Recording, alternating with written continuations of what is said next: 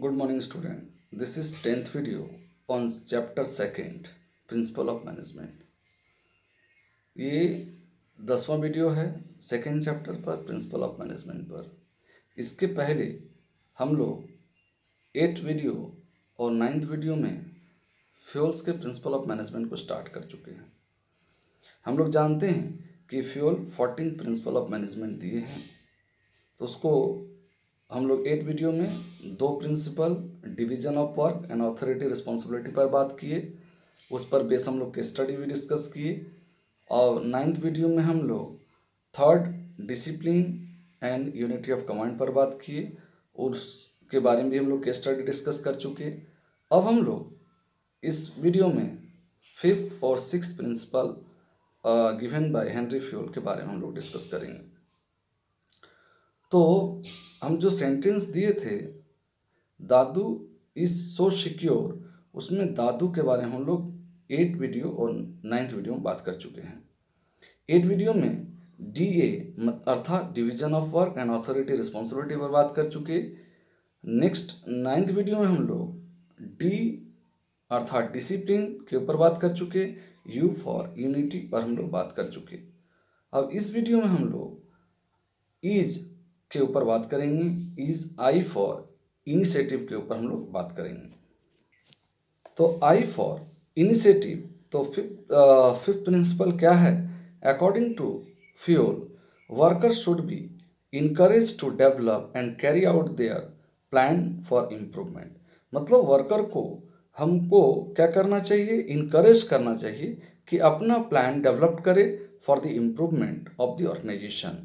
Initiative refers to the first steps taken by the employee towards their self-motivation. This principle states that employee at all levels should be given freedom to some extent so that they can come forward and use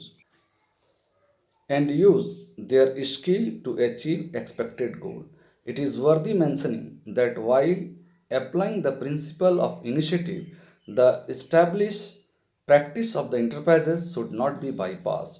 मतलब initiative को जब हम लोग apply कर रहे हैं principal को, इसका मतलब ये नहीं हुआ कि जो एग्जिस्टिंग प्रिंसिपल है किसका, इंटरप्राइजेस का, इस्टेब्लिश प्रैक्टिस जो है पहले से जो प्रैक्टिस कर रहे हैं उसको हम लोग बाईपास कर देंगे। For creating a healthy environment, employee suggestion systems should be developed whereby initiative or suggestion from the employee are invited. Some of those may certainly result in substantial reduction in cost and time. इससे क्या होगा? Cost and time का कम बचेगा, cost and time बचेगी। कहने का तात्पर्य है तो इसका वैल्यू क्या होगा? रिकॉग्नाइजेशन मिलेगा, एम्प्लॉय को रिकॉग्नाइजेशन मिलेगा, फ्रीडम होगा उसको अपना स्किल दिखाने का, ये उसको अपने गोल को अचीव करने का, कि उसको ये लगेगा कि हमारे सजेशंस को, हमारे आइडियाज़ को भी इंटरप्राइजेज में वेलकम किया जाता है। वो मोटिवेट हो जाएगा, वो और ज़्यादा कोशिश करेगा ऑर्गेनाइजेशन गोल को प्राप्त करने के लिए, क्योंकि वो प्रिंसिपल और कुछ ऐसे आइडियाज़ खुद उसके द्वारा डेवलप किया हुआ रहेगा। अर्थात अगर कोई पॉलिसीज ऑर्गेनाइजेशंस बनाती है, उसके पहले अगर एम्प्लॉय को कॉन्फिडेंट में लेती है तो क्या होगा? एम्प्लॉय मोटिवेट हो जाएगा। अब इसका पॉजिटिव इफेक्ट क्या पड़ेगा? Means if the enterprises following this principal, अगर ये प्रिंसिपल को एंटरप्राइजेस फॉलो करता है तो इसका पॉजिटिव इफेक्ट क्या पड़ेगा दिस प्रिंसिपल का? तो it develop sense of belongingness in employee में अपनापन का भावना बढ़ेगा। दूसरा, employee get satisfaction, employee satisfaction होगा एम्प्लॉय के अंदर। अगर इस प्रिंसिपल को हम लोग फॉलो नहीं करते, if we are not following this principle, adverse effect of this principle क्या होगा? If employee are not allowed to take initiative, they will be frustrated which result into demotivation. दूसरा क्या हो सकता है और adverse effect? If employee are not consulted while formulating policy, they may not work with their full potential. वो लोग अपना full potential से काम नहीं करेगा। अब हम लोग इस पर केस स्टडी डिस्कस करते हैं। ये case study based on initiative क्या है? Mister Kuldeep, the marketing manager of Felco limited, designed a plan for the sales of its new product.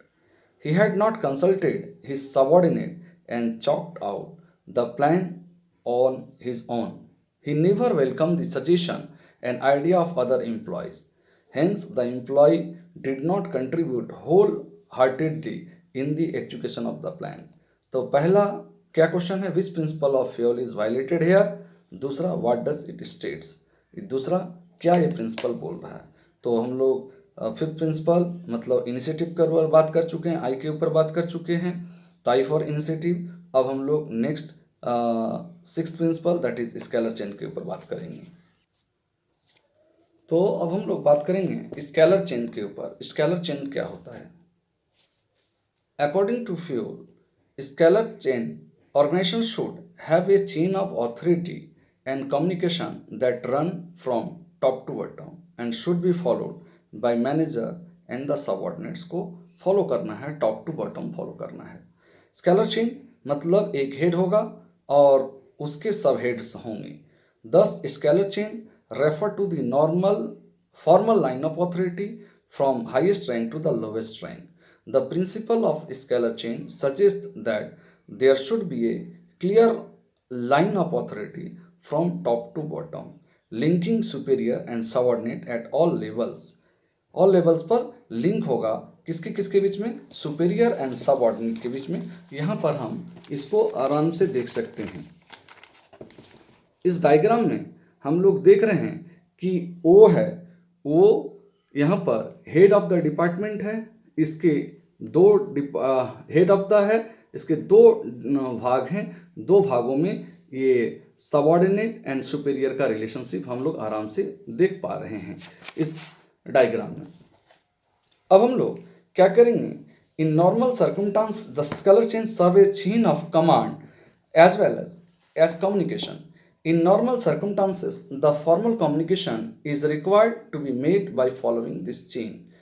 अब क्या, for example, if in an organization a worker normally cannot directly communicate with CEO, worker direct CEO से communicate नहीं कर सकता, he has to follow the formal level, that is foreman के पास जाना होगा, सबऑर्डिनेट्स के पास, मैनेजर डायरेक्टर के पास जाना होगा।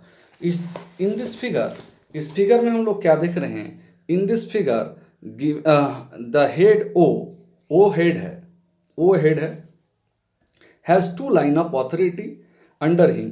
वन लाइन कंजिस्ट, एक लाइन में क्या कंजिस्ट है, A B C D and E, A B C and D, A B C and D, and दूसरा में है P Q R S T.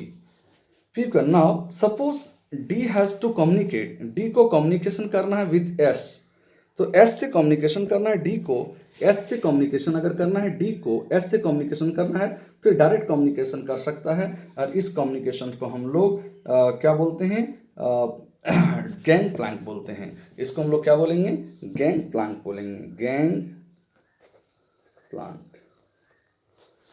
Planck बोलेंगे, गैंग प्लैंक। तो ये जो लाइन ऑफ ऑथोरिटी, दो ठो लाइन ऑफ ऑथोरिटी हम लोग देख रहे हैं, दो ठो लाइन ऑफ ऑथोरिटी, तो दोनों लाइन ऑफ ऑथोरिटी में हम लोग दो लाइन ऑफ ऑथोरिटी के हेल्प से हम लोग यहाँ पर कोई भी सबऑर्डिनेट अपने अगर कम्युनिकेट कर रहा है तो किसी से डायरेक्ट कम्युनिकेट नहीं कर सकेगा, उसको क्या करना होगा, अपने इमीडिएट बॉस के साथ कम्युनिकेट करना होगा। इस तरह से एक लाइन ऑफ ऑथोरिटी को मेंटेन करना पड़ेगा। तो फ्यूल क्या सजेस्ट कर रहे हैं, fuel suggested normal course of action में this chain should be strictly followed. However, in case of emergency, D can be communicate with S through the gangplank.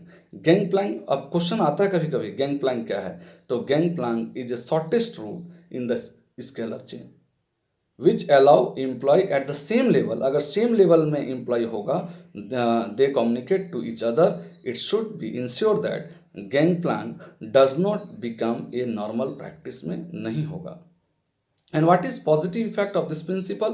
तो it facilitate unity of command in the organization. दूसरा, smooth flow of communication, reduce the chance of confusion of dual order. Adverse effect क्या होगा, in the absence of scalar chain, authority responsibility relationship will not be clear, नहीं होगा। Absence of scalar chain may lead to communication gap in the organization. तो इस video में हम लोग दो प्रिंसिपल्स के बारे में बात किए। किसके किसके बारे में बात किए हम लोग बात किए इनिशिएटिव के बारे में और स्केलर चेन के बारे में। तो हम लोग अब स्केलर चेन के ऊपर केस स्टडी हम लोग एक ठो लिख लेते हैं, केस स्टडी एक ठो पढ़ते हैं इसके ऊपर। केस स्टडी क्या है? तो case study, please write down the case study, ध्यान से लिखिएगा case study. This is the 17th case study, 16th case study initiative के ऊपर था, this is 17th case study on this chapter. Please write down the case study. Mr. A is the head of purchase as well as the production department. He has four subordinate. Mr. B, ध्यान से लिखोगे, Mr. B purchase manager, Mr. C purchase officer, Mr. D production manager and Mr. E production officer who are working under him in the scalar chain.